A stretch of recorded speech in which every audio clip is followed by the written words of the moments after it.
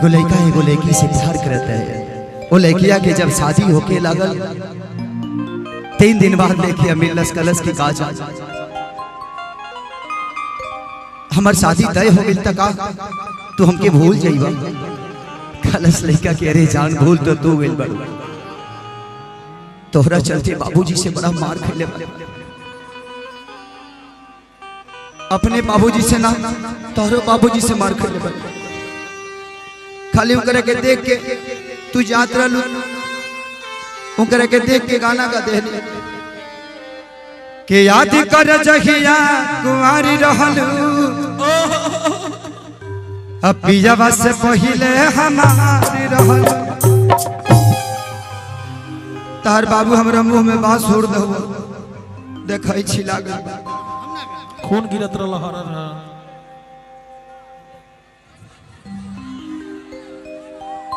ए जा कि कैसे बताई कि कैसे जिया तानी रे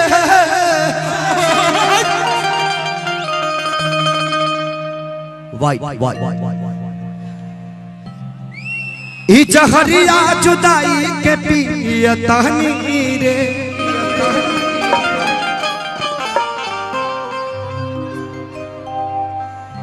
कि तू जइबू ससुरा हम जाई बिशमशान रे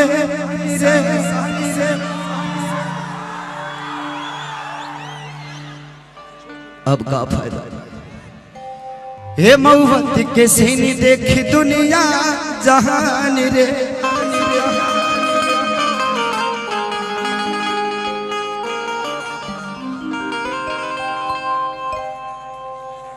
ए जा तो के पता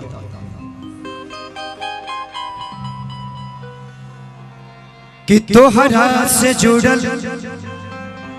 बाबे दिल के कनेक्शन हो हम न जननी की ताहर प्यार करिए तना रिएक्शन हो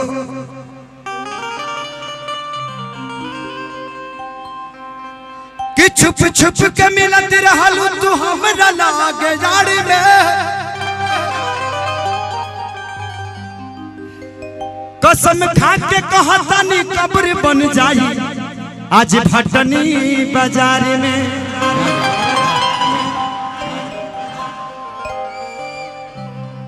आज कसम खा के कहतानी कि यही भटनी बाजार में हमार समाधि लगी तो से कह देता नहीं जा कि जान गईनी एगो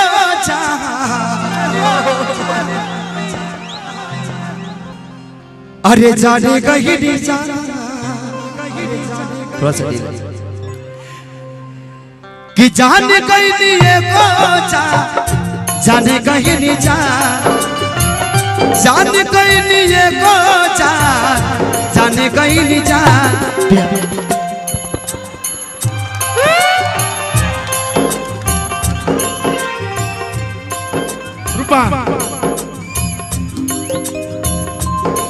प्यार नहीं खेल खल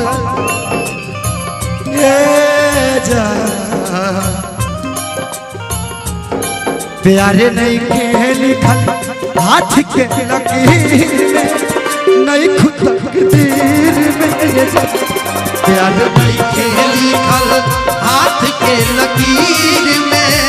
नहीं खुद तकदीर में जा प्यार नहीं खेल खल हाथ के लकीर में नहीं खुद तकदीर में जा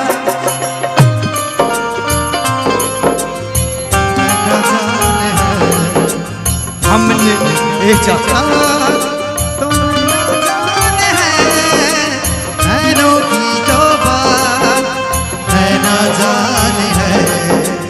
सपनों की रात तो रहना जाने है दिल की बात धड़कन जाने है उसमें जो गुजरा वो कल जाने है हम दीवाने हो गए हैं आपके हमको बस इतना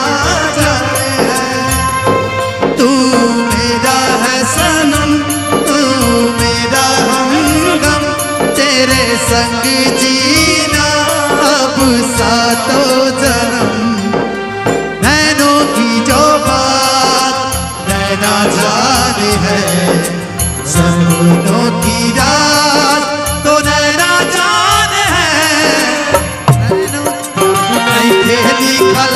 हाथ के लकीर में नहीं खुद तकदीर में जान प्यार लिखे लिखल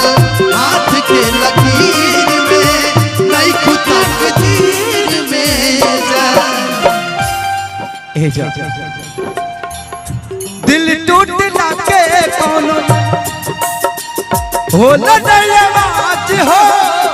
फिर कैसे सुनी जमाना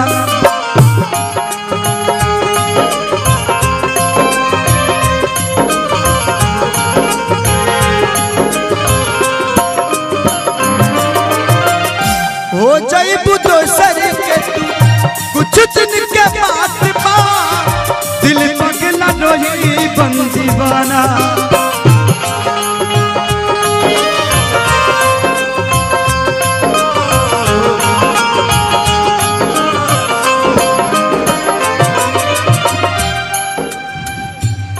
सीख ले हम भी ओ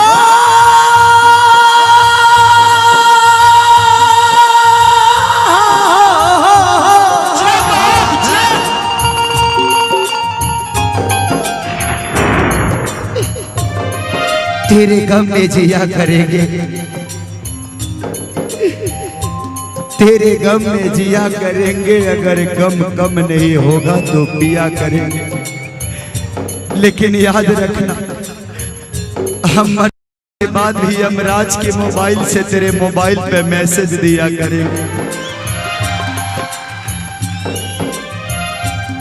सीख ले हम भी गम में हंसे के अदा का कमी रहे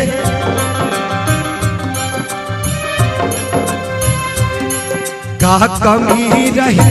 खेसरिया अहीर में तकदीर में खेसरिया अहीर में नहीं खुद तकदीर में जान प्यार नहीं के लिखल हाथ के लकीर में नहीं खुद तकदीर में जा प्यार नहीं के लिखल हाथ के लकीर में नहीं खुद तकदीर में तू भुला के जुदा ना करा तू भुला के जुदा ना करा गोदिए में राखे जा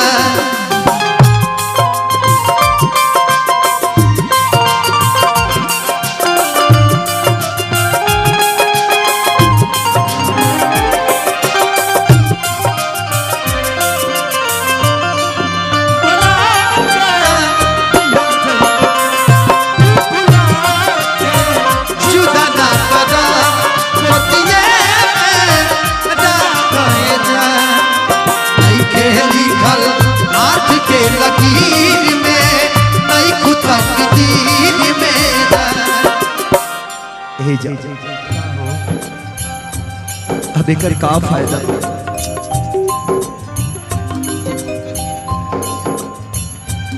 रास्ते के हाल आने जानो से पूछो रास्ते के हाल आने जानो से पूछो दिल में कितनी जख्म है अफसानों से पूछो अरे तुम क्या जानोगे प्यार का मतलब इस देवरिया के दीवानों से पूछो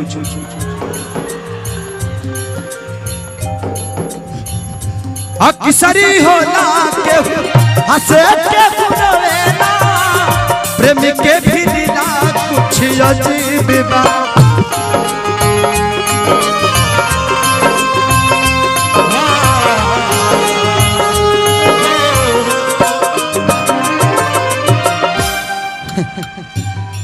मेरे मजार पे आए थे दीपक जलाने दीपक बुझा के चले गए मेरे मजार पे आए थे दीपक जलाने दीपक बुझा के चले गए इतने बेदर्द सनम निकले कि दीपक का तेल भी अपने सर पे दबा के चले गए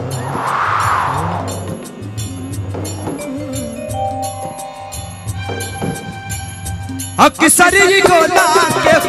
हंसे के प्रेम के भी अजीब बा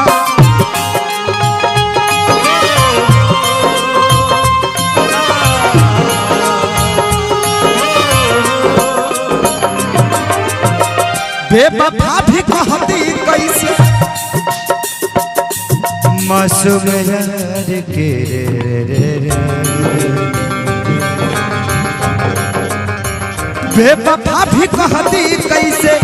मासूम यार के दागा बाज अपन की नसीब बा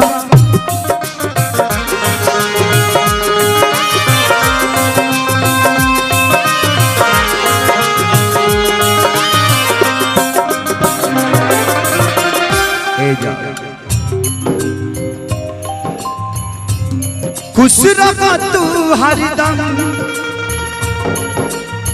हो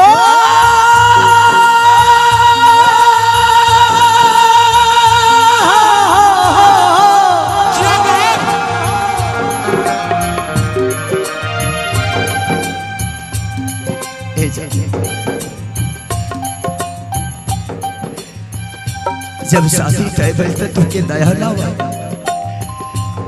खुश रहा तू हरदम दिल से ये बात बा सास बन के बसल बड़ तू शरीर में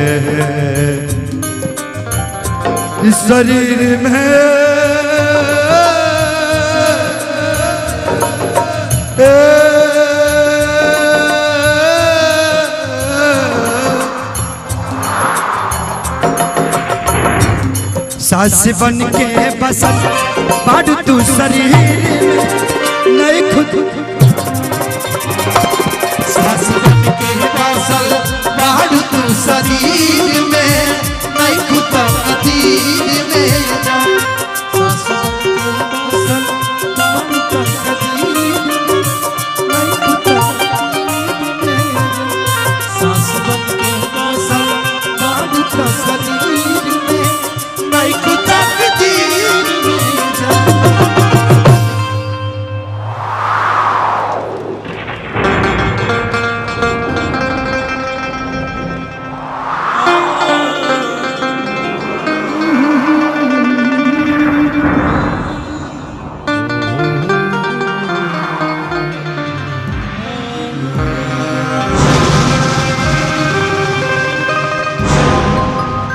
जोरदार ताली से स्वागत कीजिए सर।